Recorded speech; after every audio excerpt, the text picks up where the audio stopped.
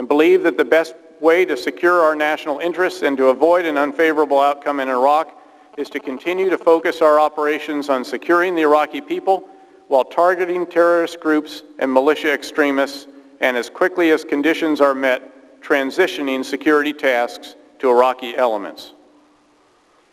Before closing, I want to thank you and your colleagues for your support of our men and women in uniform in Iraq. The soldiers, sailors, airmen, Marines, and Coast Guardsmen with whom I'm honored to serve are the best equipped and very likely the most professional force in our nation's history. Impressively, despite all that has been asked of them in recent years, they continue to raise their right hands and volunteer to stay in uniform. With 3 weeks to go in this fiscal year, in fact, the Army elements in Iraq of Multinational Corps Iraq, for example, have achieved well over 130% of the re-enlistment goals in the initial term and careers categories and nearly 115% in the mid-career category.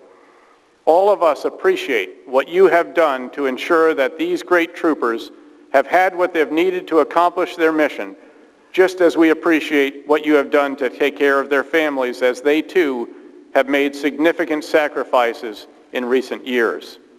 The advances you have underwritten in weapons systems and individual equipment, in munitions and command control and communication systems, in intelligence, surveillance, and reconnaissance capabilities, in vehicles and counter-IED systems and programs, and in manned and unmanned aircraft have proved invaluable in Iraq. The capabilities that you have funded most recently, especially the vehicles that will provide greater protection against improvised explosive devices, are also of enormous importance. Additionally, your funding of the Commander's Emergency Response Program has given our leaders a critical tool with which to prosecute the counterinsurgency campaign. Finally, we appreciate as well your funding of our new detention programs and rule of law initiatives in Iraq. In closing, it remains an enormous privilege to soldier again in Iraq with America's new greatest generation.